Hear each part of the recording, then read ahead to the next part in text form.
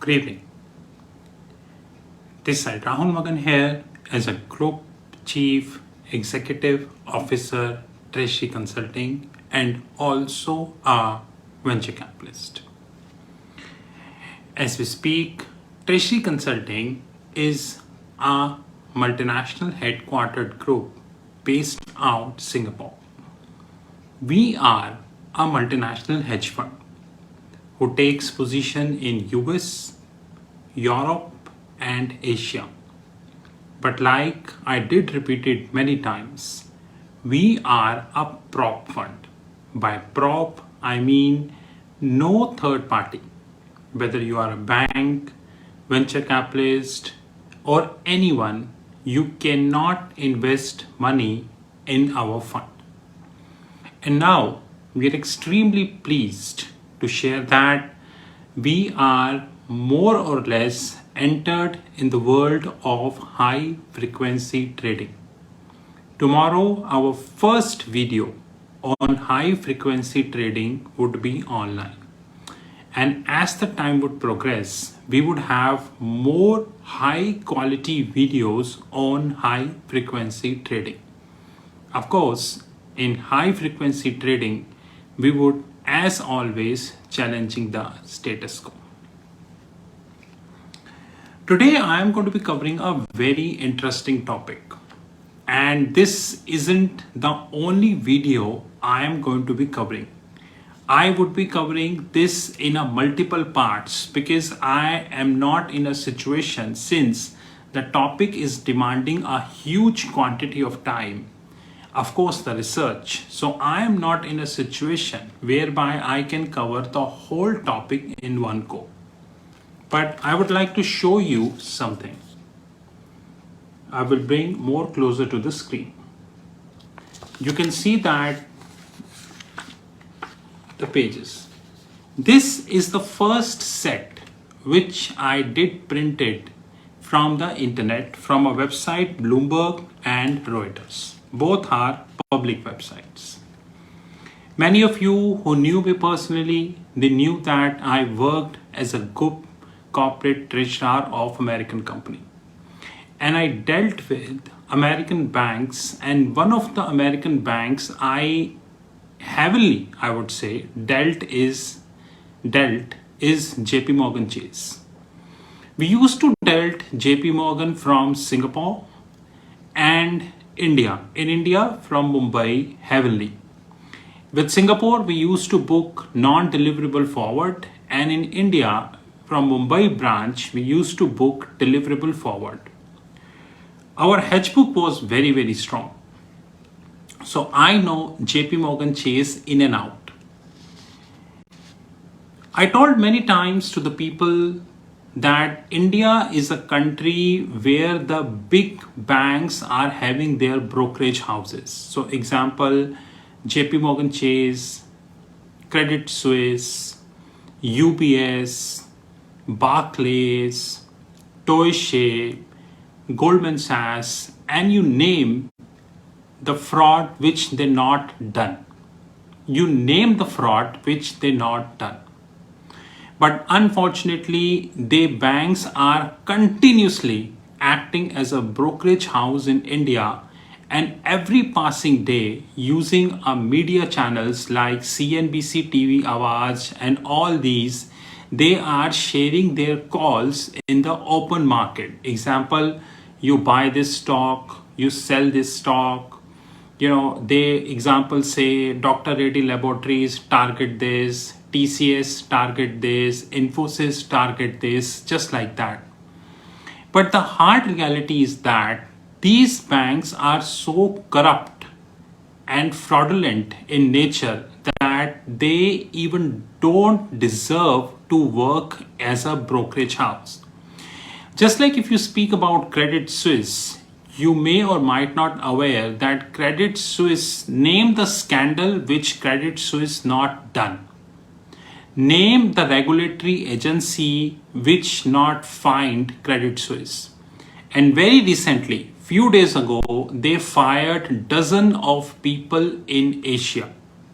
The last quarter, they reported losses. their legal cost is rising because of the legal cases Credit Suisse is ending with. Still, Credit Suisse is acting as a brokerage in India. On CNBC TV Awards, you can easily find that the Credit Suisse every day is giving a call. Example, you buy this, you sell this, TCS go there, SCL go there, like this. And do you know that Credit Suisse own share price, Credit Suisse own share price is acting as $4, around $5.5. It means your own share price is $5.5, but you are guiding other people what to buy and not to buy. It's like a 10th fail person.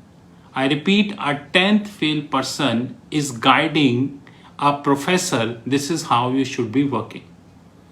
Anyways, I never shoot these videos for the sake of viewership, for the sake of comments, because to me these things are immaterial in nature. According to the latest report that came on 7th July 2022, we are on 9th July 2022. According to the latest report, JP Morgan Chase manipulated the gold and the precious metals market. And I am continuously saying this in the public domain from the last 1.5 years that Goldman Sachs manipulating any big bank is manipulating the market. And now there is a report which is coming that Goldman Sachs manipulated this market.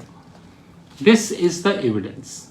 Like, you know that I cannot cover everything in one video, but I am covering briefly because I would be making a lot of videos in that regards.